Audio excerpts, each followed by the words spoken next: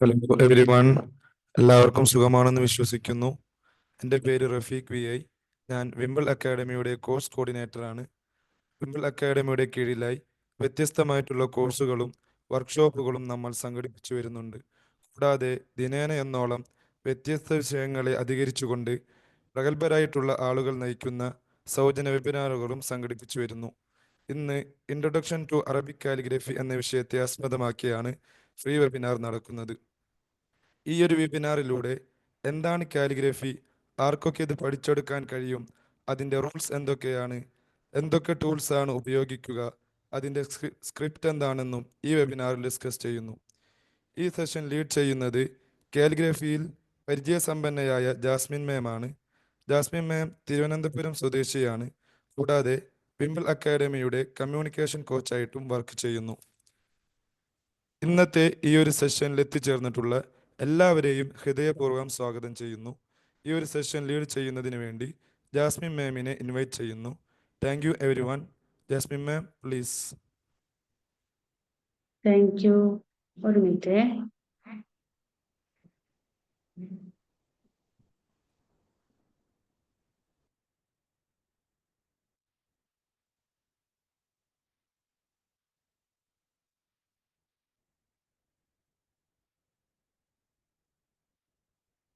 Okay, Arabic കലിഗ്രാഫിയെ കുറിച്ച് നിങ്ങൾക്ക് അറിയോ? എന്തെങ്കിലുമൊക്കെ അറിയോ? വന്നവരൊക്കെ അതിൽ ഇൻട്രസ്റ്റഡ് ആണോ? ഹസ്ന മോൾ, സലീന, കുറച്ചുപേരെ കാണുന്നുണ്ടല്ലോ.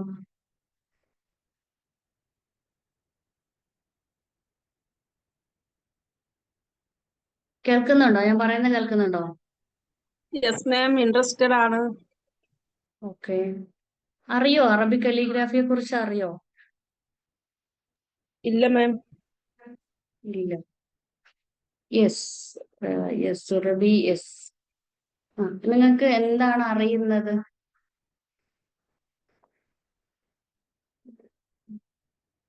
Yes, interested. Naseem Nasser. Okay, Arabic കലിഗ്രാഫിയെ കുറിച്ച് നിങ്ങൾ കേട്ടിട്ടുള്ളത് എന്താണ്?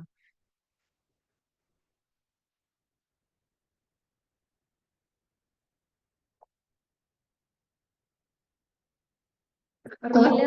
അറബിക് ലാംഗ്വേജ് ഡിഫറെന്റ് വേസിൽ എഴുതുന്ന ഞാൻ മനസ്സിലാക്കിയിരിക്കുന്നത്. അറബിക്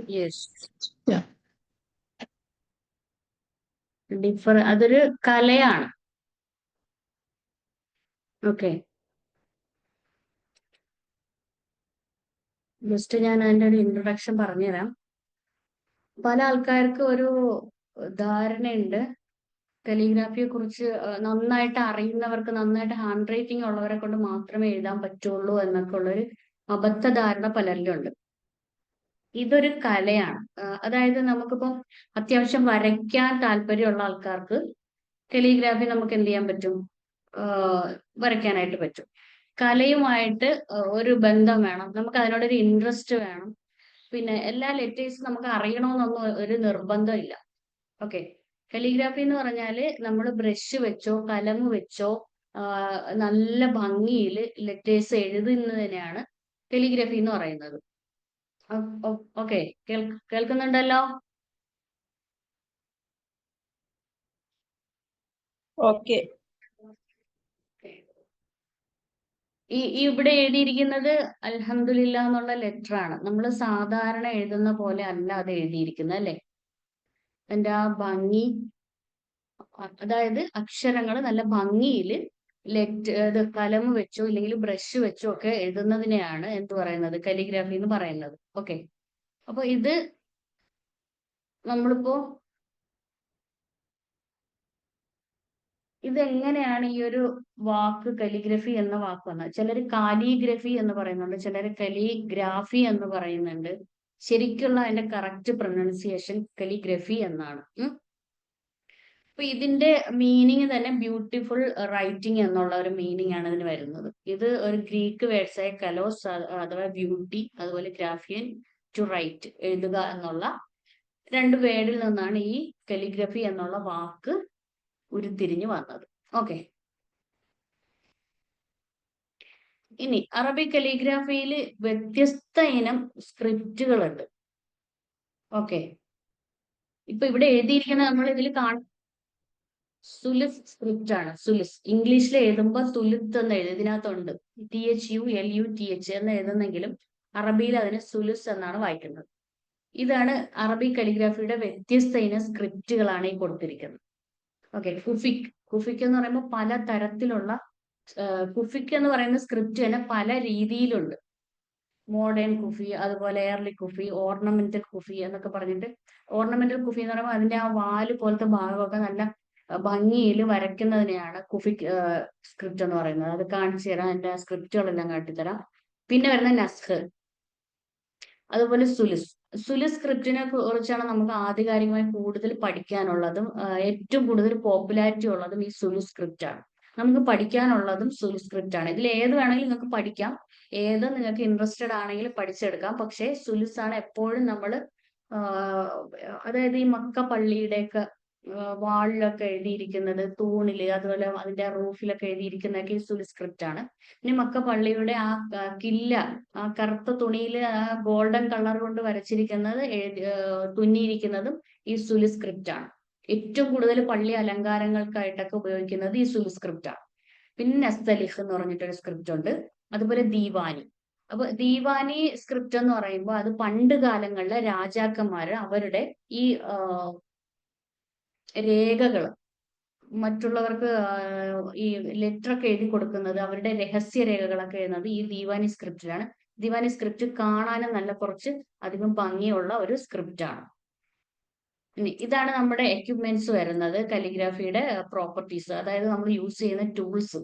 അതായത് ബാമ്പു കൊണ്ടുള്ള കലം, ബാമ്പു എന്ന് പറഞ്ഞാൽ മുള, അത് കലിഗ്രാഫിയുടെ ഈ പ്രോപ്പർട്ടി തന്നെ, അതായത് ഈ കലമ്പ് തന്നെ വ്യത്യസ്ത ഇനമുണ്ട്.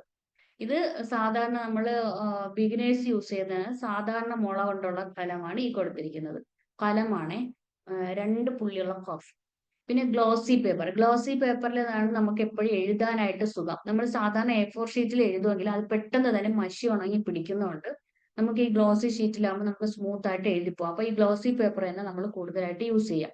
പിന്നെ വരുന്നത് ആ പാക്കറ്റ് കാണുന്ന സംഭവമാണ് ലിക്ക എന്ന് പറയുന്നത്. ലിക്ക എന്ന് പറയുന്ന ഒരു സൈസ് ഗോൾഡൻ അല്ല, ഒരു സിൽക്ക് ത്രെഡാണ്. സിൽക്ക് ത്രെഡ് അത് നമ്മൾ എന്തിനാന്ന് വെച്ചാൽ ആ ഒഴിഞ്ഞ ഒരു കണ്ടെയ്നർ നിങ്ങൾ കാണുന്നുണ്ടല്ലോ, ഈ ലിക്ക എന്ന് പറയുന്ന ഈ ത്രെഡ്, ഈ സിൽക്ക് ത്രെഡ് ജസ്റ്റ് ഒന്ന് വെള്ളത്തിൽ മുക്കി പിഴിഞ്ഞ് നന്നായിട്ട് പിഴിഞ്ഞ് കളഞ്ഞ് ഡ്രൈ ആക്കിയിട്ട് കൈ കൊണ്ട് തന്നെ പിഴിഞ്ഞ് കളഞ്ഞാൽ മതി. എന്നിട്ട് ഈ ബോട്ടിലേക്ക് ഇടുക. ബോട്ടിലേക്ക് ഇട്ടതിന് ശേഷം ആ ലിക്ക നന്നായിട്ട് കുതിർന്ന് വരുന്നത് വരെ ഈ മഷി ഒഴിച്ചു കൊടുക്കാം. എന്നിട്ട് നമ്മൾ ഇങ്ങനെ ആ ബോട്ടിൽ ആ കണ്ടെയ്നർ താഴ്ത്തി പിടിക്കുമ്പോൾ ആ മഷി താഴേക്ക് പോകാൻ പാടില്ല. ആ രീതിയിലാണ് നമ്മൾ ഇങ്ക് റെഡിയാക്കുന്നത്. എന്നിട്ട് വേണം ഈ കലം അതിൽ മുക്കി ഈ ഗ്ലോസി ഷീറ്റിൽ നമ്മൾ എഴുതാനായിട്ട്. അതേസമയം ഡയറക്റ്റ് നമ്മൾ മഷി മുക്കി എഴുതുമ്പോൾ തുള്ളി തുള്ളിയായിട്ട് തറയിലേക്ക് വീഴാനുള്ള സാധ്യത കൂടുതലാണ്. അതുകൊണ്ടാണ് നമ്മൾ ഇങ്ക് ഇങ്ങനെ സൊല്യൂഷൻ ചെയ്തതിന് ശേഷം നമ്മൾ എഴുതുന്നത്. പിന്നെ വരുന്നത് ഇങ്ക്. കലിഗ്രാഫിയുടെ ഇങ്ക് പലതരത്തിലുള്ള ഇങ്കുകളുണ്ട്. നമുക്ക് ബിഗിനേഴ്സിന് യൂസ് ചെയ്യുന്ന റേറ്റ് കുറഞ്ഞ ഇങ്ക് കിട്ടും. പിന്നെ അതല്ല പല തരത്തിലുള്ള നമുക്ക് ഇഷ്ടപ്പെട്ട തരത്തിലുള്ള ഇങ്കുകൾ നമുക്ക് സെലക്ട് ചെയ്യാം. കലിഗ്രാഫിയുടെ ഇങ്ക് എന്ന് പറഞ്ഞ് പോയാൽ തന്നെ ഷോപ്പിൽ പല വെറൈറ്റി ആയിട്ടുള്ള ഇങ്ക് നമുക്ക് കിട്ടും. പിന്നെ ഈ സ്മോൾ കണ്ടെയ്നർ, ഈ കണ്ടെയ്നറിലാണ് നമ്മൾ ഇങ്ക് ഒഴിച്ചു വെച്ചതിന് ശേഷം ഈ ലിക്ക ഇട്ടതിന് ശേഷം ഇങ്ക് ഒഴിച്ചിട്ട് അത് വെച്ച് വരയ്ക്കുന്നത്. അപ്പൊ ഇത്രയൊക്കെയാണ് നമുക്ക് ഇതിന്റെ ആ പ്രോഡക്റ്റ്. ഈ ഇത്രയും സംഭവങ്ങൾ കിട്ടിയാൽ നമുക്ക് ഒരുവിധം എഴുതാനായിട്ട് പറ്റും. പ്രൊഫഷണൽ കലിഗ്രാഫേഴ്സ് ഉപയോഗിക്കുന്നത് ഇതിനേക്കാളും വ്യത്യസ്ത തരത്തിലുള്ള ഐറ്റംസ് ആണ്. ഇപ്പോൾ ഒരു ബിഗിനറെ സംബന്ധിച്ച് നമുക്ക് ഇത് മാത്രം മതി. ഇതാണ് ഡിഫറെന്റ് ടൈപ്സ് ഓഫ് കലം. ഇതിനെ ഹാൻഡം കലം എന്നാണ് അറിയപ്പെടുന്നത്. ഇതിന്റെ ഓരോ മെഷർമെന്റ് ആണ് ഈ കൊടുത്തിരിക്കുന്നത്. 5, 6, 7, 8, 9 എന്ന് കൊടുത്തിരിക്കുന്നത് ഇതിന്റെ മെഷർമെന്റ് ആണ്. അതുപോലെ കണ്ടല്ലോ ഇതിന്റെ എഡ്ജ് ഭാഗം കണ്ടല്ലോ, അത് ചരിച്ചാണ് നമ്മൾ കട്ട് ചെയ്യുന്നത്. നമുക്ക് വേണമെങ്കിൽ നമ്മുടെ പെൻസിലും ഇതേ മോഡൽ നമുക്ക് കട്ട് ചെയ്തെടുത്ത് എഴുതാൻ പറ്റും. അത് കട്ട് ചെയ്യുന്നതിന് ഒരു രീതിയുണ്ട്, അത് യൂട്യൂബിൽ സെർച്ച് ചെയ്താൽ നിങ്ങൾക്ക് കിട്ടും. ഇതിനെ റീഡ് പെൻ എന്നും അറിയപ്പെടുന്നുണ്ട്. ഓക്കെ, ഇനി അടുത്തതാണ് ജാവ കലം. ഇത് ഒരു സൈസ് ജാപ്പനീസ് ദ്വീപുകളിൽ കാണപ്പെടുന്ന കാണപ്പെടുന്നതുകൊണ്ടാണ് ഇതിന് ഇങ്ങനെ പേര് പറയുന്നതെന്ന് പറയപ്പെടുന്നുണ്ട്. അതുപോലെ ഒരു സൈസ് ജാപ്പനീസ് ത്രോൺ ഗ്രാസിൽ നിന്ന് കട്ടിയുള്ള ആ ഒരു അതിന്റെ സ്റ്റിക്ക് എടുത്തിട്ടാണ് ഇത് ചെയ്യുന്നതെന്ന് പറയപ്പെടുന്നുണ്ട്. ഓക്കെ, ഈ ഒരു കലം എൻ്റെ കയ്യിലുണ്ട്, ഞാൻ കാട്ടിത്തരാം. ഇതാണ് ഫേമസ് കലിഗ്രാഫർ ഇബ്നു മുഹല്ല. ഇദ്ദേഹം അബ്ബാസി ഭരണകാലത്തിൽ അവിടുത്തെ ഒരു ഫേമസ് ആയിട്ടുള്ള കലിഗ്രാഫർ ആയിരുന്നു. അത് മാത്രമല്ല അദ്ദേഹം കൊട്ടാരത്തിലെ ഒരു ഉദ്യോഗസ്ഥനും കൂടിയായിരുന്നു. പക്ഷെ ഇദ്ദേഹത്തിന് ഏറ്റവും കൂടുതൽ അറിയപ്പെടുന്നത് കലിഗ്രാഫർ എന്നുള്ള ഒരു ലേബലിലാണ് അറിയപ്പെടുന്നത്. വർഷങ്ങളോളം അദ്ദേഹം ഈ ഒരു രംഗത്ത് ഒരുപാട് വർഷങ്ങൾ ഇദ്ദേഹം ഇതിനകത്ത് റിസർച്ച് ചെയ്ത് ഇദ്ദേഹത്തിൻ്റെതായിട്ടുള്ള ഒരു സംഭാവന ഇതിനകത്ത് കൊണ്ടുവന്നിട്ടുണ്ട്. പിന്നെ വർഷങ്ങളോളം എടുത്തിട്ടാണ് ഇവർ ഓരോ ലെറ്റേഴ്സും പഠിച്ച് അത് റെഡിയാക്കി അത് അവരുടെ ശിഷ്യന്മാർക്കൊക്കെ അവർ പകർന്നു കൊടുക്കുന്നതൊക്കെ അതിൻ്റെതായ വ്യത്യസ്തമായ ഓരോ രീതിയിലാണ്. സാധാരണ ഒരു സംഭവം ഒന്ന് പഠിക്കുന്ന പോലെയല്ല. പണ്ട് കാലങ്ങളിലെ അറിയാലോ, ഈ ഗുരുകുല വിദ്യാഭ്യാസം പോലെയാണ്. അവിടെ വന്നിട്ട് ഗുരുവിനോടൊപ്പം താമസിച്ച് പഠിക്കുക, അങ്ങനെയൊക്കെ ഒരുപാട് കഷ്ടപ്പെട്ടിട്ടാണ് അന്നൊക്കെ ആളുകൾ അത് പഠിച്ചെടുത്തിരുന്നത്. അത്രയും ഒരുപാട് ബുദ്ധിമുട്ടിയിട്ടാണ് ഇത് പഠിച്ചത്. പക്ഷെ ഇന്ന് നമുക്ക് ഓൺലൈനിൽ ഇരുന്നു കൊണ്ട് നമ്മുടെ അടുത്ത് പ്രോഡക്റ്റുകൾ വരുന്നു. നമുക്ക് ഓൺലൈനിൽ നോക്കി വരയ്ക്കാം. നമ്മുടെ സമയത്തിനനുസരിച്ച് 1 മണിക്കൂർ മാത്രം നമുക്ക് ചെലവഴിച്ചാൽ മതി. അങ്ങനെ ഒരുപാട് അഡ്വാൻസ്ഡ് ആണ് ഇപ്പോൾ കാര്യങ്ങൾ. പക്ഷെ പണ്ട് ഇവരൊക്കെ ഇതിനു വേണ്ടിയിട്ട് ഒരുപാട് ത്യാഗങ്ങൾ സഹിച്ചിട്ടുണ്ട്. മാത്രമല്ല ഖുറാന്റെ പകർത്തി എഴുത്തോടു കൂടിയാണ് ഈ ഒരു കല കൂടുതലായിട്ട് പോപ്പുലാരിറ്റി നേടിയത്. ഓക്കെ, കേൾക്കുന്നുണ്ടല്ലോ അല്ലേ?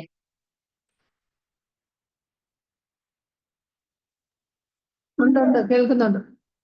ഓക്കെ, ഇദ്ദേഹമാണ് ഞാൻ ഏറ്റവും ഇഷ്ടപ്പെടുന്ന ഇപ്പോ ജീവിച്ചിരിക്കുന്ന ഫേമസ് ആയിട്ടുള്ള ഒരു കലിഗ്രാഫർ ആണ് ഉസ്മാൻ തോഹ. അദ്ദേഹം മഹാനവർകള് ഇപ്പോ സിറിയൻ സ്വദേശിയാണ്. ഇദ്ദേഹം ഇപ്പോ സൗദിയിലാണ് ഉള്ളത്.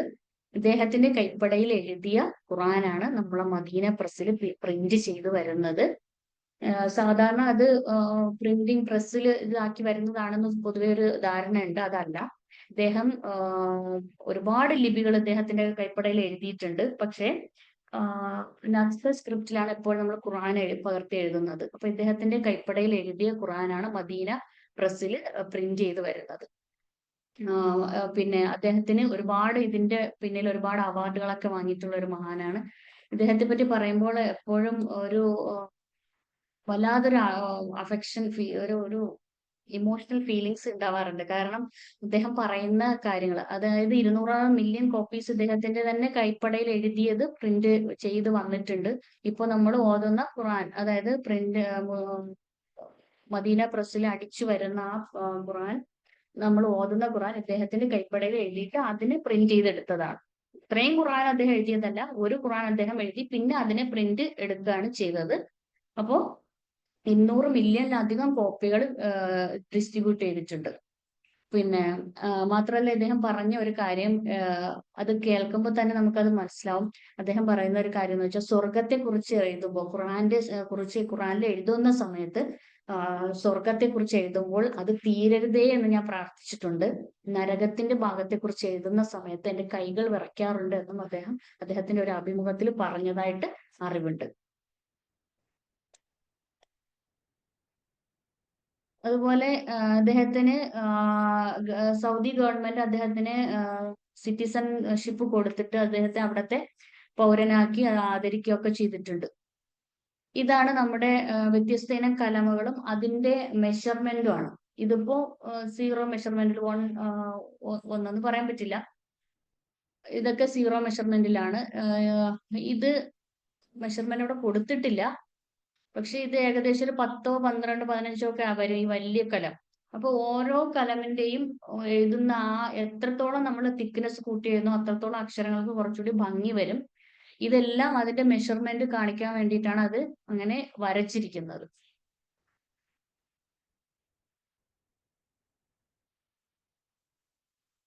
ഇതാണ് നുക്ത എന്ന് പറയുന്ന സംഭവം. നുക്ത എന്ന് പറഞ്ഞാൽ പുള്ളി. അപ്പൊ ഈ നുക്ത ഏകദേശം ഒരു 45 ഡിഗ്രി ആംഗിളിലാണ് ഈ ഒരു പോർഷൻ കാണുന്നത്. ഈ ഫസ്റ്റ് നുക്തയുടെ ആ പോർഷൻ നമ്മൾ 45 ആംഗിളിൽ ചരിച്ചാണ് എഴുതുന്നത്. അതായത് നമ്മൾ പ്രൊട്രാക്ടർ വെച്ചിട്ട് നമ്മൾ അടയാളപ്പെടുത്തും. 90 ഡിഗ്രി അടയാളപ്പെടുത്തും, പിന്നെ 80 ഡിഗ്രി, 70 ഡിഗ്രി, 45 ഡിഗ്രി, ഇത്രയാണ് നമ്മൾ അടയാളപ്പെടുത്തിയിട്ട് എഴുതുന്നത്. ഈ 45 ഡിഗ്രി ആംഗിളിലാണ് കലം വെച്ചിട്ട്, അതായത് 45 ആംഗിളിൽ നമ്മൾ ചരിച്ചൊരു വര കൊടുത്തതിന് ശേഷം അതിലാണ് ഈ നുക്ത വരയ്ക്കുന്നത്. ഈ നുക്തയുടെ ബേസിലാണ് എല്ലാ ലെറ്റേഴ്സും നമ്മൾ എഴുതുന്നത്. ഇപ്പൊ തന്നെ ഇവിടെ അലിഫ് കണ്ടല്ലോ, ഫസ്റ്റ് ആ അലിഫിന്റെ ആ മുകളിലത്തെ ഭാഗം ആ ഒരു നുക്തയുടെ അളവായിരിക്കും. എന്നിട്ട് അതിന് രണ്ട് സൈഡിലും വരയിട്ടതിന് ശേഷം 7 നുക്ത താഴോട്ട് എഴുതിയിരിക്കുന്നുണ്ടോ, ഈ 7 നുക്തയുടെ നീളമായിരിക്കും ഒരു അലിഫ്.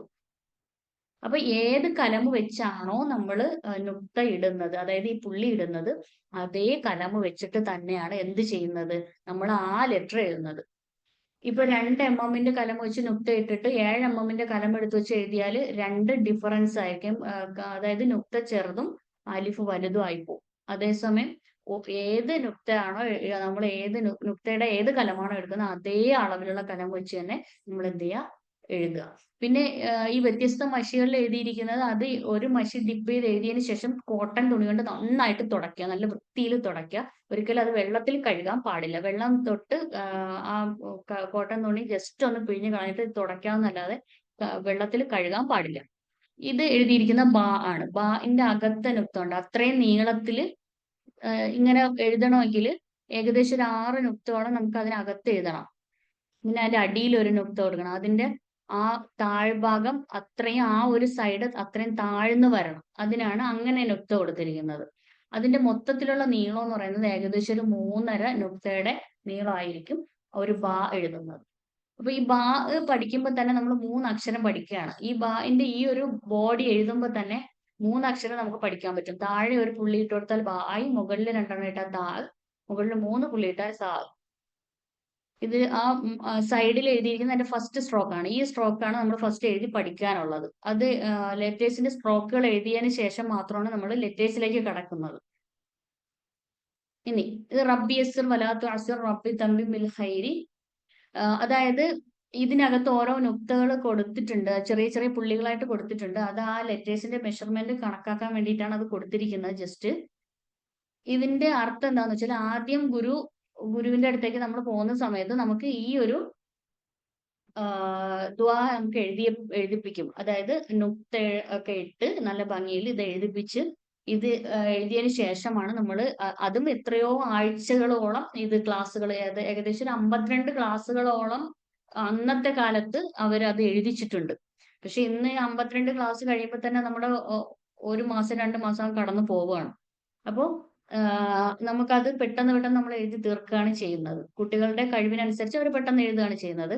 ഇത് പഠിച്ചതിന് ശേഷം, ഇത് എഴുതിയതിന് ശേഷമാണ് നമ്മൾ ലെറ്റേഴ്സിലേക്കും സ്ട്രോക്കിലേക്കും ഒക്കെ കടക്കുന്നത്. കാരണം ഇതൊരു ദുആയാണ്, ഇതൊരു പ്രാർത്ഥനയാണ്. അതായത് അല്ലാഹു ഇത് എളുപ്പമാക്കണേ, സൈറാക്കണേ, ഇത് എളുപ്പത്തിൽ തന്നെ അവസാനിപ്പിക്കാനും പഠിക്കാനും നല്ല ഓർമ്മശക്തിയോടുകൂടി പഠിക്കാൻ കഴിയണേ എന്നുള്ളൊരു പ്രാർത്ഥനയാണ് ഇതിന്റെ അർത്ഥം വരുന്നത്. ഇതിനകത്ത് ഇത് ഞാൻ തന്നെ വരച്ച് പഠിച്ചതാണിത്.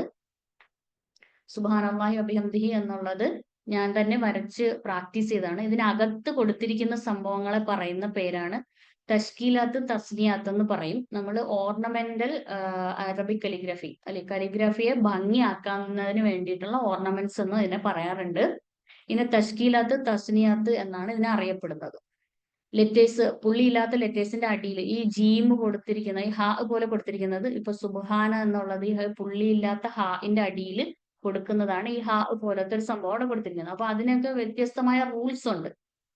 നമ്മൾ വിചാരിക്കുന്ന പോലെ കുറച്ച് ഭംഗിയിൽ ഇത് പകർത്തി എഴുതിയെന്ന് വിചാരിച്ച് കലിഗ്രാഫി ആവില്ല. അതിന്റെ റൂൾസ് ആൻഡ് റെഗുലേഷൻസ് പഠിച്ച് ആ രീതിയിൽ പോകുമ്പോൾ മാത്രമേ നമുക്കത് ശരിക്കുള്ള ഒരു കല ആവുള്ളൂ. ഇപ്പോ നമ്മള് പഠിക്കാതെ ഇതിന് വരയ്ക്കാനുള്ള കഴിവ് കൊണ്ട് നോക്കി വരയ്ക്കുന്ന ആളിന്റെ തെറ്റുകൾ നന്നായിട്ട് പഠിച്ച ഒരാളിന് പെട്ടെന്ന് തന്നെ കാണാൻ പറ്റും. ചിലര് യൂട്യൂബിലൊക്കെ പല ആൾക്കാർ എഴുതുന്നത് നമുക്ക് കാണുമ്പോൾ തന്നെ മനസ്സിലാക്കാൻ പറ്റും അതിനകത്തോട് വരുന്ന തെറ്റുകൾ. ഇതെല്ലാം ബേസിക് സ്ട്രോക്ക് ആണ്. ഇത് ഞാൻ വീഡിയോ കോളിൽ പഠിപ്പിച്ചിരുന്ന സമയത്ത് ഞാൻ എഴുതി പഠിപ്പിച്ചിരുന്ന സ്ട്രോക്കുകളാണ് ഈ കൊടുത്തിരിക്കുന്നത്, ഈ ബേസിക് സ്ട്രോക്കുകൾ. ഇത് പഠിച്ചതിന് ശേഷമാണ് നമ്മൾ എന്തിലേക്ക്, ആദ്യം നുക്ത പഠിക്കും, പിന്നെ ഈ ബേസിക് സ്ട്രോക്കുകൾ പഠിക്കും, പിന്നെയാണ് നമ്മൾ ലെറ്റേഴ്സിലേക്ക് കടക്കുന്നത്. ഇതെല്ലാം ഈ ദുആ എഴുതി പഠിച്ചതിന് ശേഷം മാത്രമാണ്.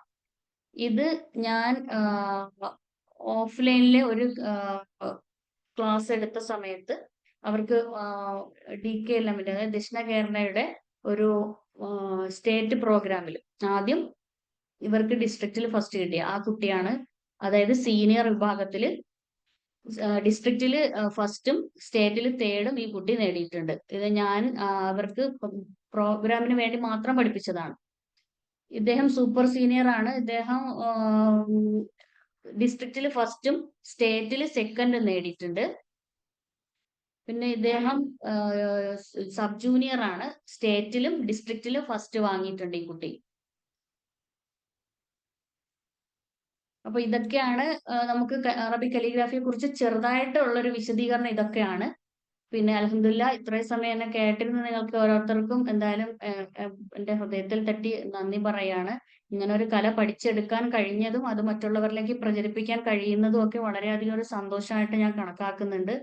അപ്പോ ഇത് ഇത്രയൊന്നും അല്ല, നമുക്ക് ഇതിനെപ്പറ്റി ഒരുപാട് പഠിക്കാനുണ്ട്. ഗുരുവും ശിഷ്യനുമായിട്ടുള്ള ബന്ധം തന്നെ നമുക്ക് എത്രയെങ്കിലും ദിവസം സംസാരിച്ചാൽ തീരാത്തൊരു വിഷയമാണ് നമുക്ക് ഈ ഒരു കലിഗ്രാഫിയെ കുറിച്ച് പറയാനുള്ളത്.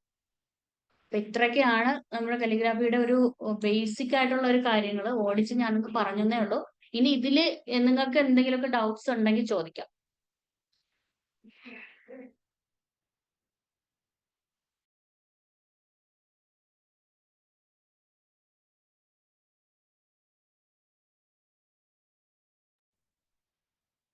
ഇത്രയും കണ്ടതിൽ വെച്ച് നിങ്ങൾ അറിഞ്ഞതുമായിട്ടുള്ള കലിഗ്രാഫിയിൽ എന്തെങ്കിലും വ്യത്യസ്തത ഉണ്ടോ?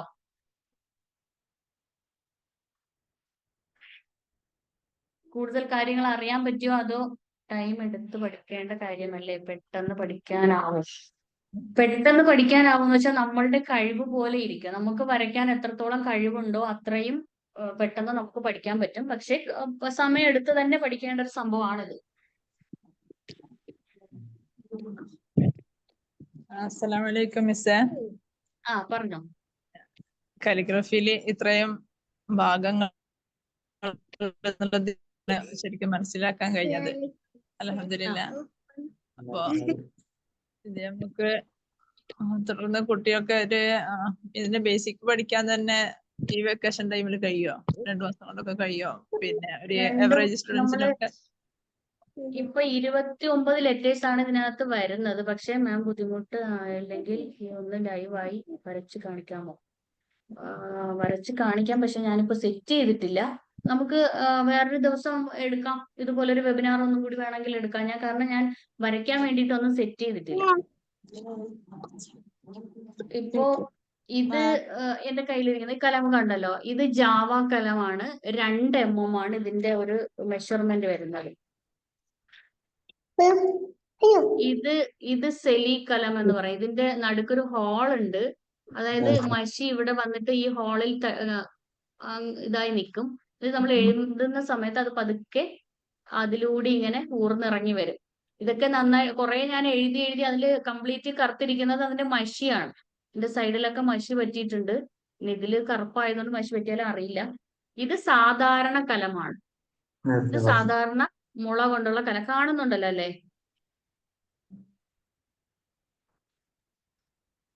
ഗസ്റ്റ് ഉള്ളതുകൊണ്ട് അത്യാവശ്യം നല്ല ബഹളമുണ്ട്. കാണുന്നുണ്ട്. ഇതാ ഞാൻ എഴുതി നശിപ്പിച്ചു വെച്ചിരിക്കുകയാണ് ഇത് കംപ്ലീറ്റ്. ഇതിനകത്ത് പലതരത്തിലുള്ള മഷികളുണ്ട്. ഇത് ഗ്രീൻ, ഇതിനകത്ത് റെഡ് കാണാം, പിന്നെ ബ്ലാക്ക്, ബ്ലൂ എല്ലാം കൂടി മിക്സഡ് ആയിട്ടിരിക്കണം. ഇത് നന്നായിട്ട് നമ്മൾ തുടച്ചെടുക്കാം. പിന്നെ കുറെ മഷി പുരളുന്ന സമയത്ത് നമ്മൾ വീണ്ടും അതിന്റെ എഡ്ജ് ചെത്തി വൃത്തിയാക്കുകയാണ് ചെയ്യുന്നത്. കുറെ ഉണ്ട്. ഇത് നമ്മളെ സാധാരണ നമ്മുടെ നാട്ടിൽ കാണുന്ന മുളയാണ്. കല്ലൻ മുള എന്ന് പറയാം. അത് വെച്ചിട്ട് എന്റെ ഹസ്ബൻഡിനെ എനിക്ക് ഉണ്ടാക്കി തന്നതാണ് ഇതൊക്കെ. ഇത് കാണാൻ അത്ര വലിയ ഭംഗിയൊന്നും ഇല്ല, എഴുതാൻ നല്ല സുഖമാണ്. പിന്നെ വരുന്നത് മഷി. ഇത് ബ്ലാക്ക് മഷിയാണ്. ഇതും ബ്ലാക്ക്. ബ്ലൂവും റെഡും ഞാൻ ആ പഠിപ്പിച്ച കുട്ടികൾക്ക് കൊടുത്തു. ഇതൊക്കെയാണ് ഇപ്പൊ എന്റെ കയ്യിലുള്ളത്. ഇനി കുറച്ച് കലമ ഉണ്ട്, പക്ഷെ അതിലൊക്കെ മഷി പുരണ്ട് നാശമായിട്ട് ഇരിപ്പുണ്ട്. പിന്നെ ലിക്ക എന്ന് പറയുന്ന സാധനം എന്റെ കയ്യിൽ ഇല്ല. അത് കംപ്ലീറ്റ് ഇതിനകത്തേക്ക് ഇട്ടു. ഇതിപ്പോ നമുക്ക് ഇത് ചരിക്കുന്ന സമയത്ത് ഇത് പുറത്തേക്ക് വരില്ല, മൊത്തത്തിൽ വീഴുന്നെങ്കിലേ ഉള്ളൂ. കണ്ടോ? പക്ഷെ ഇത് നമുക്ക് തൊട്ട് എഴുതാൻ പറ്റും. ജസ്റ്റ് ഞാൻ വേണമെങ്കിൽ ഒന്ന് വരയ്ക്കാം. ഇതൊരു നോട്ടീസ് പേപ്പറാണ് കേട്ടോ. ഇവിടത്തെ നമ്മുടെ തന്നെ കടയുടെ ഒരു പരസ്യത്തിന്റെ നോട്ടീസ് പേപ്പറാണ്. ഇതിന്റെ ഈ ഭാഗം ഒരു ഗ്ലോസി ടച്ച് കാണും. അപ്പൊ നമുക്ക് ഫസ്റ്റ് പഠിക്കുന്നവർക്ക് ഗ്ലോസി ഷീറ്റ് ഒന്ന് മേടിച്ച് ആക്കണമെന്നില്ല. നിങ്ങള് ഇത്തരത്തിലുള്ള നോട്ടീസ് പേപ്പർ എടുത്താലും മതി. ഇനി ഗ്ലോസി ഷീറ്റ് ഞാനിവിടെ കുറച്ച് വാങ്ങി വെച്ചിട്ടുണ്ട്, അതുകൂടി കാണിച്ചു തരാം. അത് ഒരു ഗ്ലൈസിങ് ഉണ്ട്. നമുക്ക് കടകളിലൊന്നും പോയി പറഞ്ഞാൽ പോലും അവർക്ക് എടുത്തു തരാൻ അറിയില്ല. എന്താണ് ഗ്ലോസി ഷീറ്റ് എന്ന് പറഞ്ഞിട്ട് അവർ തപ്പി നടക്കും. ഇത് ഓൺലൈനിൽ നിന്ന് തന്നെ ഞാൻ വാങ്ങിച്ചതാണ്. ഇത് A3 ഷീറ്റാണ്. ഇതിനെ രണ്ടായിട്ട് മടക്കിയിട്ട് നമുക്ക് കട്ട് ചെയ്തെടുത്താൽ ഏകദേശം ഒരു A4 ഷീറ്റിന്റെ അത്രയും വലിപ്പം വരും. ഓക്കെ, കുറെ ഉണ്ട് ഇത്. ഇതിലാണ് നമ്മൾ എപ്പോഴും വരയ്ക്കുന്നത്. ഒരു ഗ്ലോസി ടച്ച് കാണാം. നിങ്ങൾക്ക് കാണാൻ പറ്റുന്നുണ്ടോ എന്ന് എനിക്കറിയില്ല. ഒരു ചെറിയ ഗ്ലൈസിങ് പോലെ കാണാം. നമ്മൾ കയ്യിൽ എടുക്കുമ്പോൾ തന്നെ അത് അറിയാൻ പറ്റും. പിന്നെ ലെറ്റേഴ്സിന്റെ ബുക്കുകൾ, ഇതൊക്കെ ഞാൻ പഠിച്ചിരുന്ന സമയത്ത് ഓൺലൈനിൽ നിന്ന് വാങ്ങിയ സംഭവമാണ്. ഇതിലും ഉണ്ട് റബ്ബി അസർ വലാത്തു അസർ എന്ന് പറഞ്ഞിട്ട്. പിന്നെ ഇത് നമുക്ക് ഈ പഠിക്കാൻ, കുട്ടികൾക്കൊക്കെ പഠിക്കാൻ വേണ്ടിയിട്ട് നമുക്ക് എന്ത് ചെയ്യാൻ പറ്റും, ഇത് നമുക്ക് വരച്ചു പഠിക്കാം. ഇതില് ലെറ്റേഴ്സ് മാത്രമേ വരച്ച് പഠിക്കാൻ പറ്റുള്ളൂ. ഇത് ചെറിയ കലം വെച്ച് വേണം ഇതിലൊക്കെ വരയ്ക്കാം. അതിന്റെ ബിസ്മി എഴുതുന്നതിന്റെ ഒക്കെ എന്തുണ്ട്, ആ മുകളിലൊക്കെ ആ നുക്ത പോലത്തെ പുള്ളി കൊടുത്തിരിക്കുന്നുണ്ടോ? അപ്പൊ നിങ്ങൾക്ക് ഞാൻ ഇങ്ങനെ കാണിക്കുമ്പോൾ തലതിരിച്ചാണെന്ന് കാണുന്നത്. അപ്പൊ ഇതാണ് ഇതിന്റെ എക്യുപ്മെന്റ്സും കാര്യങ്ങളൊക്കെ ഉള്ളത്.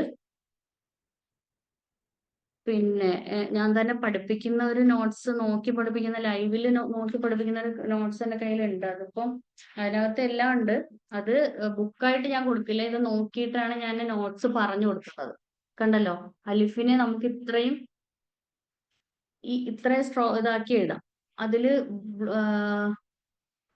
കാണുന്നുണ്ടോ, പകുതി എഴുതിയിട്ടുണ്ട്, പിന്നെ പകുതി ഒരു കളറ്, പിന്നെ അത് ഇവിടെ കണ്ടോ പകുതിയോളം പച്ച കളറിൽ കാണിക്കുന്നുണ്ട്. അത് അത്രയും സ്ട്രോക്ക് ആയിട്ട് നമുക്ക് എഴുതാം. അതിനുശേഷം പെൻസിൽ എടുത്തതിന് ശേഷം നമുക്ക് വീണ്ടും താഴേക്ക് എഴുതാം.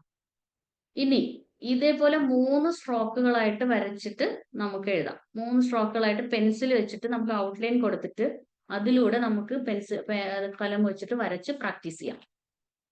ഇതെല്ലാം ആ പ്രാക്ടീസ് ചെയ്യുന്ന സമയത്തുള്ളതാണ്.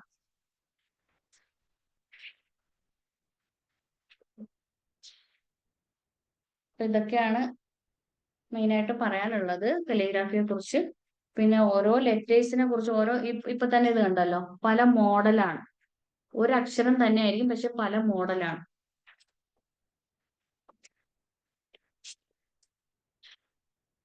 ഇത് നൂന്, ഇത് രണ്ടും നൂനാണ്. അതുപോലെ ഈ നൂന് റാ എഴുതാനും ഇതേ ഒരു മോഡൽ എഴുതും. പക്ഷെ അതിന്റെ പുള്ളികൾ ഈ അളവിൽ വ്യത്യാസം വരും. ഇത് ബാ 2 ഐറ്റം ബാ ഉണ്ട്. കണ്ടല്ലോ, ഇവിടെ വന്നിട്ട് ഇങ്ങനെ താഴേക്ക് എഴുതുന്നത്. അതിന് ഓരോരോ പേര്, ബാ മജ്മുഅ, ബാ മുദ്ഗമ, അങ്ങനെയൊക്കെ കുറെ പേരുകളൊക്കെ ഉണ്ട്. നമ്മൾ സാധാരണ പഠിച്ച അറബി കലിഗ്രാഫി അല്ല. പണ്ഡിതന്മാര്, ഖുർആൻ പഠിപ്പിക്കുന്ന പണ്ഡിതന്മാര് പോലും അറബി കലിഗ്രാഫി വായിക്കാനായിട്ട് ബുദ്ധിമുട്ടുന്നത് കണ്ടിട്ടുണ്ട്. ഒരിക്കൽ ഞാൻ ബിസ്മില്ലാഹിർ റഹ്മാനിന്ന് എഴുതിയപ്പോൾ മീമ് പകുതിയെ നമ്മൾ എഴുതുള്ളൂ. അവിടെ മീമ് ഫുള്ളാക്കി എഴുതില്ല. കാണിച്ചു തരാം. അപ്പൊ അദ്ദേഹം അങ്ങനെ എഴുതാൻ പാടുണ്ടോ എന്ന് ചോദിച്ചു. ഇതാണ്ട് മീമാണ് ഈ കൊടുത്തിരിക്കുന്നത്. ബിസ്മില്ലാഹിർ റഹ്മാൻ റഹീം എന്ന് എഴുതുന്നതിന്റെ മീമാണ് ഈ കൊടുത്തിരിക്കുന്നത്. അപ്പൊ ഈ മീം ഇങ്ങനെ എഴുതിയപ്പോ അങ്ങനെ എഴുതാൻ പാടുണ്ടോ, ഖുർആൻ ചുരുക്കിയൊന്നും എഴുതാൻ പാടില്ല എന്ന് പറഞ്ഞു. അത് കലിഗ്രാഫിയുടെ റൂൾസ് അങ്ങനെയാണ്. നമുക്ക് അത് എഴുതുന്നതിൽ വ്യത്യസ്തതയുണ്ട്. നമ്മൾ സാധാരണ ലെറ്റേഴ്സ് എഴുതുന്ന പോലെ അല്ല അത് എഴുതുന്നതെന്ന് പറഞ്ഞു. അപ്പോൾ അദ്ദേഹത്തിന്റെ കാര്യം മനസ്സിലായി. പിന്നെ ഒരു ഫേമസ് കലിഗ്രാഫറുടെ നമ്പർ ഞാൻ കൊടുത്തിട്ട് ഡൗട്ട്സ് അവരോട് ചോദിക്കാൻ പറഞ്ഞിട്ടുണ്ടായിരുന്നു. പിന്നെ ഇതാണ് നമ്മൾ പറയുന്ന ഓർണമെന്റ്സ്. അക്ഷരങ്ങൾക്ക് ഭംഗി കൂട്ടാൻ വേണ്ടിയിട്ട് ഇട്ട് കൊടുക്കുന്നതാണ് ഇതൊക്കെ. കാണുന്നുണ്ടല്ലോ, ഇത് നമ്മൾ എഴുതുന്ന കലമിന്റെ 1/3 ഭാഗം. ഇപ്പൊ ഇതിപ്പോ ഏകദേശം ഒരു 5. അപ്പൊ ഒരു 2 or 1 ഒക്കെ ഉള്ള കലം വെച്ചിട്ട് നമുക്കത് എഴുതി കൊടുക്കാം. അപ്പൊ നമുക്ക് കറക്റ്റ് ആ ഒരു 1/3 നമുക്ക് കിട്ടണമെന്നില്ല. അപ്പൊ ചെറിയ ഇത് വെച്ചിട്ട് തന്നെ ചെറുതായിട്ട് നമുക്ക് ഇതിന്റെ എഡ്ജ് വെച്ചിട്ട് നമുക്കൊന്ന് എഴുതി കൊടുക്കാം. ഇതൊക്കെ ചിലപ്പോൾ നമ്മുടെ കയ്യിൽ ഈ 5 മാത്രമേ ഉണ്ടാവുള്ളെങ്കിൽ ഇതിന്റെ എഡ്ജ് വെച്ചിട്ട് നമുക്ക് ജസ്റ്റ് ഒന്ന് കട്ടി കുറച്ചിട്ട്, അതായത് ലെറ്റേഴ്സിനെക്കാളും കട്ടി കുറഞ്ഞിട്ടാണ് ഇത് ഇരിക്കുന്നത്. അപ്പൊ ഈ ബിസ്മി എഴുതുന്ന ഭാഗത്ത് കാണാൻ പറ്റും. കണ്ടല്ലോ, അതിന്റെ അകത്തിട്ടിരിക്കുന്ന കുറെ സംഭവങ്ങൾ. നമ്മൾ ഫത്തഹ് കസർ നമ്മൾ അത്രയൊക്കെ പഠിച്ചിട്ടുള്ളൂ. പക്ഷെ അതിനപ്പുറത്തേക്ക് ഇതിൽ കുറെ സംഭവങ്ങൾ കൊടുത്തിട്ടുണ്ട്. കണ്ടോ? അപ്പൊ ഇതെല്ലാം ഈ പറയുന്ന പോലെ ഈ ഓർണമെന്റ്സ് ആണ്. അതിന്റെ ആ ഭംഗി കൂട്ടാൻ വേണ്ടിയിട്ട് ഇടുന്നതാണ്. അള്ളാഹു നമ്മൾ എഴുതുമ്പോൾ തന്നെ അത് ചെറിയൊരു ലൈൻ ഇവിടെ മുതൽ തുടങ്ങി ഇങ്ങ് താഴോട്ട് ഒരു ചരിവുണ്ട്. ചിലര് എഴുതുന്ന സമയത്ത് എല്ലാ ലെറ്റേഴ്സും ഒരേ ലൈനിൽ തട്ടി നിൽക്കുന്നതാണ്. അത് കാണുമ്പോൾ തന്നെ മനസ്സിലാക്കണം അത് തെറ്റാണെന്നുള്ളത്. അതായത് ഈ ലാമിൽ തുടങ്ങി ഹായിൽ എത്തുമ്പോൾ ഇങ്ങനെ ഒരു ചരിവ് കാണാം. നമുക്ക് ചരിച്ചൊരു വരയിട്ട് കൊടുത്താൽ അത് നമുക്ക് കാണാൻ പറ്റും. അതിന് അളവുണ്ട്. അതിന് വ്യത്യസ്തമായിട്ട് നുക്തകൾ ഇട്ട് കൊടുക്കണം. അതിനകത്ത് ഇട്ട് നമുക്ക് എഴുതുമ്പോഴാണ് ശരിക്കും പറഞ്ഞാല് അവരിത് നമുക്ക് മനസ്സിലാവുന്നത്. ഇതിലുണ്ടെന്ന് തോന്നുന്നു.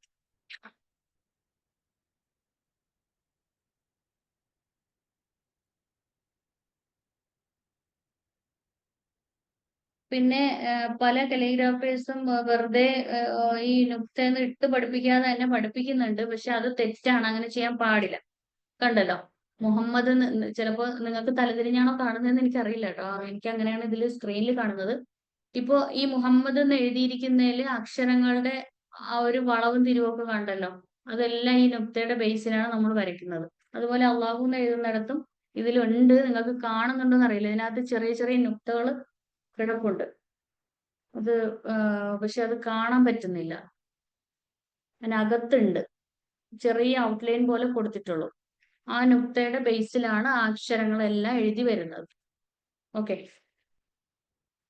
ഇത് ഇപ്പൊ നമ്മൾ നുക്ത ഇല്ലാതെ എഴുതിയിരിക്കുന്നത്. കാരണം ഇത് നമ്മൾ എഴുതി പ്രാക്ടീസ് ചെയ്യും. ഫസ്റ്റ് നമ്മൾ ഒറ്റ ലെറ്റർ ആയിട്ട് ഈ നുക്തയുടെ അടിസ്ഥാനത്തിൽ നമ്മൾ എഴുതും. എഴുതി പഠിച്ചതിന് ശേഷമാണ് പിന്നെ നമ്മൾ ഒറ്റ ലെറ്റർ ആയിട്ട് എഴുതുന്നത്. എന്നിട്ട് 2 ലെറ്റേഴ്സ് കണക്ഷൻ ലെറ്റേഴ്സ് ഉണ്ട്. കണക്ഷൻ ലെറ്റേഴ്സും നുക്ത ഉപയോഗിച്ചാണ് എഴുതി പഠിക്കുന്നത്. അത് കഴിഞ്ഞതിന് ശേഷമാണ് നമ്മൾ എന്ത് ചെയ്യുന്നത്, വാക്കുകളിലേക്ക് പോകുന്നത്. അള്ളാഹു, മുഹമ്മദ് എന്നുള്ള വാക്കുകൾ എഴുതിയാണ് പിന്നെ വലിയ വലിയ സെന്റൻസിലേക്കൊക്കെ പോകുന്നത്. ഞാൻ ഒരുപാട് പഠിപ്പിച്ചിട്ടുണ്ട്. പഠിപ്പിച്ച കുട്ടികളൊക്കെ ഒരുപാട് കുട്ടികൾ പഠിപ്പിക്കുന്നുമുണ്ട്. അവര് ഫ്രെയിം ചെയ്ത് വിൽക്കുന്നുണ്ട്.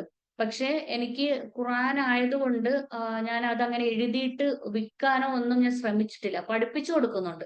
കാരണം എവിടെയെങ്കിലും തെറ്റ് വന്നാലോ എന്നുള്ള ഭയം കൊണ്ട് ഒരിക്കലും ഞാൻ ഖുർആൻ എഴുതി വിൽക്കാൻ ശ്രമിച്ചിട്ടില്ല. ഇപ്പൊ ആയത്തുൽ കുർസിയൊക്കെ എഴുതി ഒരുപാട് പേര് വിൽക്കുന്നുണ്ട്. അപ്പൊ അങ്ങനെ ഞാൻ ഒരിക്കലും ശ്രമിച്ചിട്ടില്ല. പക്ഷെ പഠിപ്പിച്ചു കൊടുക്കുന്നുണ്ട്. കാരണം ഇതിന്റെ ശരി തെറ്റുകൾ പലരും മനസ്സിലാക്കാതെ എഴുതുന്ന കാണുമ്പോൾ ഒരു വിഷമം തോന്നാറുണ്ട്. അതുകൊണ്ട് തന്നെ ആ റൂൾസ് അനുസരിച്ച് പഠിപ്പിച്ചു കൊടുക്കാറുണ്ട്. ഓക്കെ, എന്റെ ഫസ്റ്റ് തുടക്കം ഓൺലൈനിലെ ക്ലാസ് തന്നെ തുടങ്ങുന്നത് ഞാൻ ഈ കലിഗ്രാഫി പഠിപ്പിച്ചു കൊടുത്തുകൊണ്ടാണ്. അതും ഒരുപാട് ഇതിന്റെ പിന്നിൽ ഒരുപാട് വർഷം പഠിച്ചു മനസ്സിലാക്കി. ഈ സുലിസ്ക്രിപ്റ്റ് തന്നെ, ഒരു സ്ക്രിപ്റ്റ് തന്നെ പഠിക്കാൻ നമുക്ക് വർഷങ്ങൾ വേണ്ടി വരും. പക്ഷെ ഇപ്പോ ഒരു കുട്ടിക്ക് പഠിച്ച് അത് വരയ്ക്കണം എന്നുള്ളവർക്ക് നമ്മൾ അതിന്റെ ക്യാപ്സ്യൂൾ രൂപത്തിൽ പഠിക്കേണ്ട കാര്യങ്ങൾ മാത്രമാണ് പഠിപ്പിച്ച് മുന്നോട്ട് കൊണ്ടുപോകുന്നത്. ഇതിന്റെ ഹിസ്റ്ററി തന്നെ പഠിക്കാൻ ഒരുപാടുണ്ട്.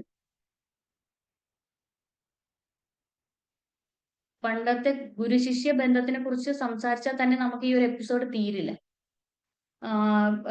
ഗുരുവിന്റെ ബഹുമാനം, അവരടുത്തുള്ള ബഹുമാനം കൊണ്ട് അവർ മരണപ്പെട്ട ഖബറിന്റെ അടുത്ത് ഈ കലമ് കൊണ്ടുവന്ന് കുഴിച്ചു വെച്ചിട്ട്, അത് ബർക്കത്തിന് വേണ്ടിയിട്ട് അവർ ചെയ്യുന്നതെന്നാണ് പറയുന്നത്. അവരോടുള്ള ആദരവും മഹബത്തും കൊണ്ട് ചെയ്യുന്നതാണ്. അല്ലാതെ അതിനെ പിന്നെ ശിർക്ക് അങ്ങനെയൊന്നും വ്യാഖ്യാനിക്കാൻ നിൽക്കണ്ട. ഇപ്പൊ ആ അധ്യാപകനോടുള്ള, ആ ഗുരുനാഥനോടുള്ള ബഹുമാനം കൊണ്ട് അവർ ചെയ്യുന്നതാണ്. അവരുടെ ഒരു ഇത് കിട്ടാൻ വേണ്ടിയിട്ട് അങ്ങനെയൊക്കെ പണ്ട് കാലങ്ങളിൽ ശിഷ്യന്മാര് ചെയ്തതായിട്ടൊക്കെ റിപ്പോർട്ട് ചെയ്തിട്ടുണ്ട്. പിന്നെ ഒരുപാട് ഫേമസ് കലിഗ്രാഫേഴ്സ് ഉണ്ട്. ഇപ്പൊ 2 പേരെ പറ്റി, ആധുനിക കാലത്ത് ജീവിച്ചിരുന്ന ആളിനെ പറ്റിയും അതുപോലെ ഇപ്പോൾ ജീവിച്ചിരിക്കുന്ന ആളിനെ പറ്റി മാത്രമേ പറഞ്ഞിട്ടുള്ളൂ. ഇതിന്റെ ഇടയ്ക്ക് ഒരുപാട് കലിഗ്രാഫേഴ്സ് ഫേമസ് ആയിട്ടുള്ള ആൾക്കാരുണ്ട്. വ്യത്യസ്തങ്ങളായ രീതിയിൽ സ്ക്രിപ്റ്റുകൾ എഴുതി തയ്യാറാക്കിയ പല കലിഗ്രാഫേഴ്സിനെ കുറിച്ചും പഠിക്കാനുണ്ട്.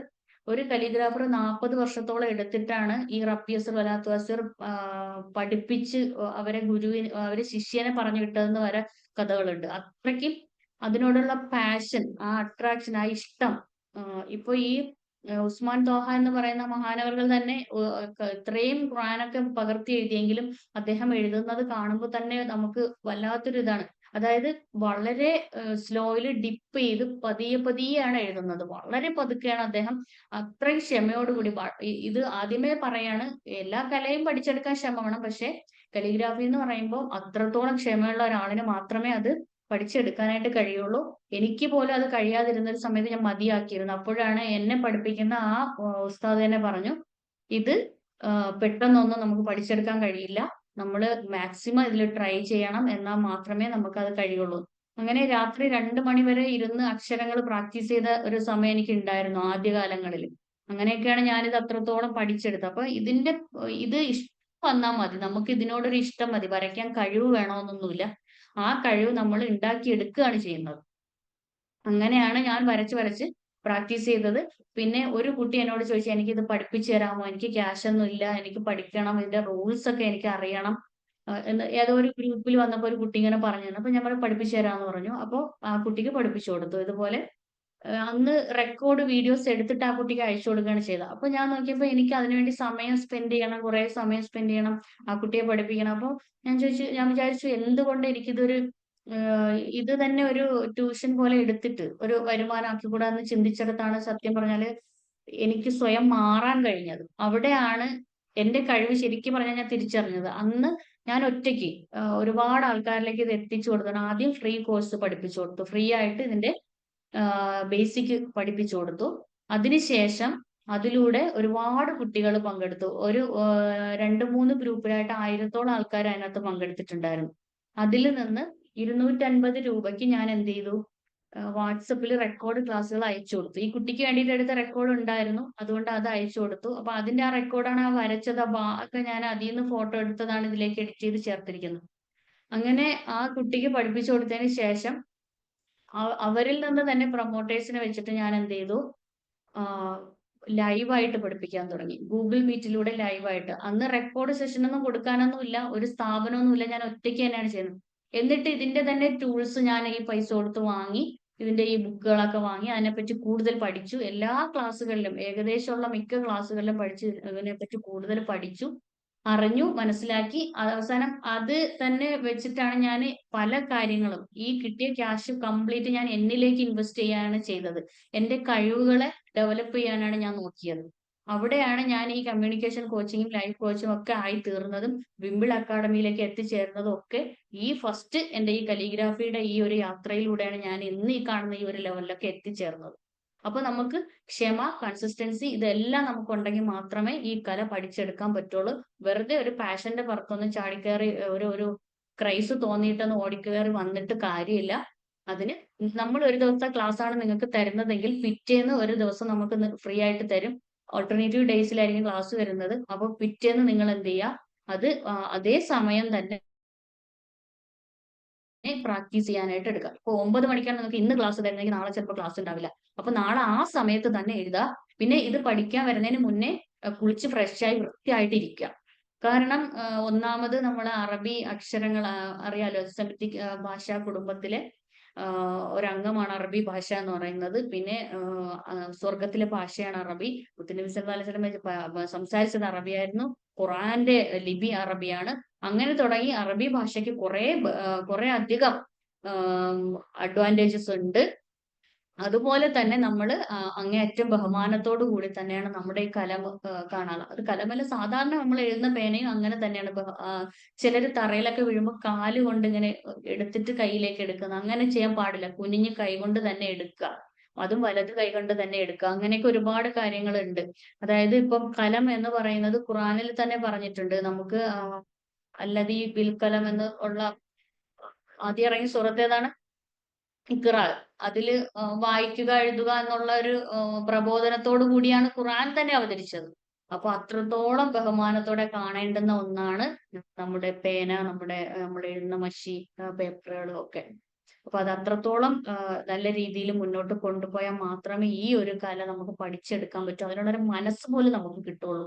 അത്രയും ക്ഷമയും അതിനു വേണ്ടിയിട്ട് പലപ്പോഴും ഞാൻ എഴുതാൻ വരുന്ന സമയത്ത് വിയർപ്പോട് കൂടി ഒന്നും ഞാൻ ഈ സാധനത്തിൽ ഒന്നും തൊടുകയോ എഴുതുകയോ ചെയ്യില്ല. ഞാൻ അത്രയും ബഹുമാനത്തോടെ കാണുന്ന ഒരു സംഭവമാണത്.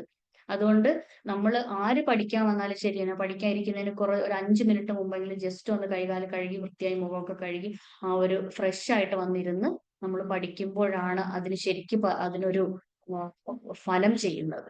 അത് അത്രയ്ക്കും ഒരു ദൈവീകമായിട്ടുള്ള ഒരു കലയാണ്. അതിനങ്ങനെ തന്നെ കാണാം. അപ്പൊ ഇത്രയൊക്കെയാണ് എനിക്ക് ഇതിനെപ്പറ്റി പറയാനുള്ളത്. പറഞ്ഞാലും തീരാത്ത ഒരു ബഹർ പോലെ കിടക്കുന്ന ഒരു സബ്ജക്റ്റ് ആണ്. സുലുസ്ക്രിപ്റ്റിനെ പറ്റി മാത്രം പഠിക്കാൻ ഒരുപാടുണ്ട്. ഓരോ സ്ക്രിപ്റ്റിനെ പറ്റിയും ഓരോ കലങ്ങളെ പറ്റിയും പഠിക്കാനുണ്ട്. കലം എന്ന് പറയുമ്പോൾ ഇത് കാടുകളിൽ കാണുന്ന ഒരു സൈസ് മുളകൾ വെച്ചിട്ടാണ് ഇതിന്റെ ഈ കലം നമ്മൾ രൂപപ്പെടുത്തിയെടുക്കുന്നത്. പിന്നെ സെലി കലം, അതുപോലെ ജാവ, ഒരുപാട് കലങ്ങളുണ്ട്. സാധാരണ നമ്മുടെ നാടൻ മുളകൾ വെച്ചിട്ടുണ്ടാക്കുന്ന കലം, പിന്നെ അതുപോലെ തൈമൂർ കലം, റീഡ് പെൻ, അങ്ങനെ തുടങ്ങി ഹാമിഷ് കലം, അങ്ങനെ ഒരുപാട് കലമിന് തന്നെ പ്രത്യേകം പേരുകളുണ്ട്. അതായത് പണ്ട് കാലങ്ങളിൽ രാജാക്കന്മാർ എഴുതിയിരുന്ന പലതരത്തിലുള്ള പേനകളുണ്ട്. ഇന്ന് ഫേമസ് കലിഗ്രാഫേഴ്സ് ഉപയോഗിക്കുന്ന അത്രയും പ്രൊഫഷണൽ ആയിട്ടുള്ള കലമുകളുണ്ട്. അതുപോലെ സ്ക്രിപ്റ്റ് ഇതിൽ കണ്ടില്ലെന്ന് തോന്നുന്നു. സ്ക്രിപ്റ്റ് പലതരത്തിലുള്ള സ്ക്രിപ്റ്റുകളുണ്ട്. അത് കണ്ടില്ലല്ലേ? ഓക്കെ, എന്റെ കയ്യിൽ ഇപ്പോ ഉള്ളത് ഇത് മാത്രമേ ഉള്ളൂ. സുലിസ്ക്രിപ്റ്റ് മാത്രമേ ഉള്ളൂ. ഞാൻ അതാണ് കൂടുതലായിട്ട് ഫോക്കസ് ചെയ്യുന്നത്. അതാണ്. എല്ലാം കൂടി പഠിക്കണ്ട. ഇത് സുലിസ്ക്രിപ്റ്റിനെ പഠിച്ച് നിങ്ങൾ ഓക്കെ ആണെന്ന് കണ്ടാൽ മാത്രം മറ്റ് സ്ക്രിപ്റ്റിലേക്ക് പോകണം എന്ന് തോന്നുന്നെങ്കിൽ മാത്രം അത് പഠിപ്പിക്കുന്ന കലിഗ്രാഫേഴ്സ് കുറവാണ്. സുലിസാണ് ഏറ്റവും കൂടുതൽ ആൾക്കാർ ഫോക്കസ് ചെയ്യുന്നത്. പിന്നെ എല്ലാം കൂടി പഠിപ്പിക്കുന്നവരും ഉണ്ട്. പക്ഷെ ഞാൻ സ്ക്രിപ്റ്റ് മാത്രമാണ് ഞാൻ ഫോക്കസ് ചെയ്യുന്നത്, പഠിപ്പിക്കുന്നത്, പ്രചരിപ്പിക്കുന്നത്. അതാണ് നമുക്ക് ഏറ്റവും കൂടുതലായിട്ട് ആലങ്കാരികമായി എഴുതാനൊക്കെ ഉപയോഗിക്കുന്നത്. അത് തന്നെയാണ്. പിന്നെ ദീവാനി സ്ക്രിപ്റ്റ് പഠിക്കുന്നവരുണ്ട്. അതുപോലെ തന്നെ ഈ കുഫിക് സ്ക്രിപ്റ്റ്, കുഫിക് സ്ക്രിപ്റ്റ് നമുക്ക് കാണുമ്പോൾ എളുപ്പത്തിനൊക്കെ പലരും വരച്ചു വെക്കുന്നെങ്കിൽ, ഈ സ്ക്വയർ പോലെയൊക്കെ ഇരിക്കുന്നതുകൊണ്ട് പലരും അത് വരയ്ക്കുന്നുണ്ട് എങ്കിലും അതിനും അതിൻ്റെതായ റൂൾസ് ആൻഡ് റെഗുലേഷൻസ് ഒക്കെ ഉണ്ട്. അതിന്റെ ആ മെഷർമെന്റും കാര്യങ്ങളൊക്കെ പഠിച്ചിട്ട് വേണം അതും എഴുതാനായിട്ട്. അപ്പൊ ഇതൊക്കെയാണ് നമ്മൾ അറിഞ്ഞതിനും പഠിച്ചതിനൊക്കെ അപ്പുറത്താണ് കലിഗ്രഫി എന്ന് പറയുന്ന ഒരു കല. മറ്റുള്ള വരകൾ പോലെ അല്ല, അതിൻ്റെതായ റൂൾസ് ഉണ്ട്. അതുപോലെ നമ്മൾ ഈ ABCD ഒക്കെ പഠിക്കുമ്പോൾ നമ്മൾ പഠിച്ചതുപോലെ നമ്മൾ ആദ്യം സ്റ്റാൻഡിങ് ലൈൻ പഠിച്ചു, പിന്നെ സ്ലീപ്പിംഗ് ലൈൻ പഠിച്ചു. അതിനുശേഷമാണ് നമ്മൾ എന്ത് ചെയ്യുന്നത്, ഈ സ്റ്റാൻഡിങ് ലൈനും സ്ലീപ്പിംഗ് ലൈനും കൂടി ചേർത്തിട്ടാണ് ഒരു A എന്ന് പറയുന്ന ഒരു അക്ഷരം നമ്മൾ പഠിക്കുന്നത്. അതുപോലെ ഇതിലും ബേസിക് സ്ട്രോക്കുകൾ ഉണ്ട്. ബേസിക് സ്ട്രോക്ക് തുടങ്ങുന്നതിന് മുന്നേ തന്നെ ഈ നുക്ത വരച്ചു പഠിക്കണം. ഈ നമുക്ക് കാണുമ്പോൾ ഒരു സ്ക്വയർ പോലെ ഒരു ഡയമണ്ട് ഷേപ്പിൽ ഇരിക്കുന്നെങ്കിലും ഇത് 45 ഡിഗ്രി ആംഗിളിൽ കലം ആദ്യം 45 ഡിഗ്രിയിൽ വരച്ചിട്ട് അതിൽ കലം വെച്ചതിന് ശേഷം താഴേക്ക് വരച്ച് കറക്റ്റ് അതിന്റെ ആ പൊസിഷനിൽ വരയ്ക്കണം. അതിന്റെ ആ 4 കോണുകളും, ഒന്ന് മുകളിലേക്കും ഒന്ന് താഴേക്കും 2 സൈഡിലേക്കും ആയിരിക്കണം അതിന്റെ ആ 4 കോണുകളും വരാനുള്ളത്. അങ്ങനെ എഴുതിയാൽ മാത്രമേ ആ നുക്ത പോലും ശരിയാവുള്ളൂ. ചിലർ ഫസ്റ്റിൽ തന്നെ റെഡിയാക്കുന്നവരുണ്ട്. ചിലർ കുറെ നാൾ അവർക്ക് ആ നുക്ത പ്രാക്ടീസ് ചെയ്യാൻ തന്നെ കുറെ സമയം എടുക്കാറുണ്ട്. അപ്പൊ ഇതൊക്കെയാണ് കലിഗ്രാഫിയെ കുറിച്ച് പറയാനുള്ളത്. ഇനി എന്തെങ്കിലും ഡൗട്ട്സ് ഉണ്ടെങ്കിൽ നിങ്ങൾ ചോദിക്കാം.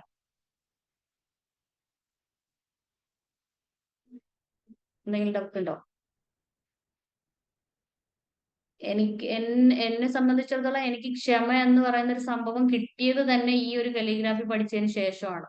എന്തും പഠിക്കാനും അതുപോലെ അതിൽ കൺസിസ്റ്റന്റ് ആയിട്ട് തുടർന്ന് പഠിക്കാനൊക്കെ കിട്ടിയ ആ ഒരു ക്ഷമ കിട്ടിയത് തന്നെ ഈ ഒരു കലിഗ്രാഫി പഠിച്ചതിന് ശേഷമാണ്.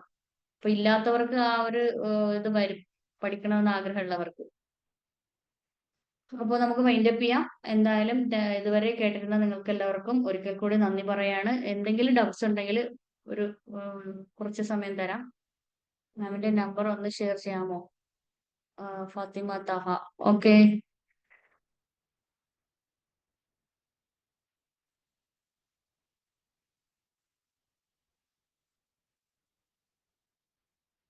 ഞാൻ ഇവിടെ എഴുതാം.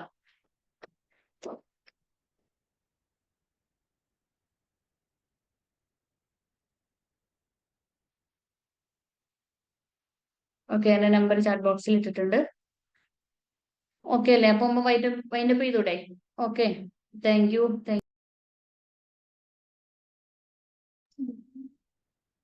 ആളുണ്ടോ?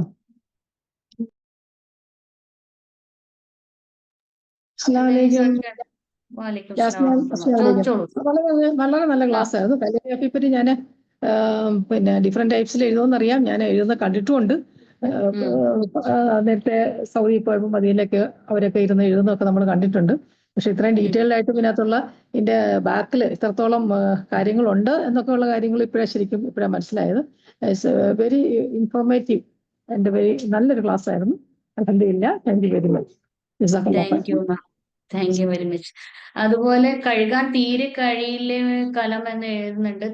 കഴുകാതിരിക്കുന്നതാണ് നല്ലത്. കഴുകാറില്ല പൊതുവെ. നല്ല കോട്ടൺ തുണി കൊണ്ട് തുടച്ചെടുക്കുക. ഇതിന് വേണ്ടിയിട്ട് പ്രത്യേകിച്ച് ഒരു കോട്ടൺ തുണി വെച്ചിരിക്കുക. അത് വെച്ചിട്ട് അത് നന്നായിട്ട് തുടച്ചെടുക്കുകയാണ് ചെയ്യുന്നത്. ഓക്കെ, അപ്പൊ താങ്ക് യു വെരി മച്ച്.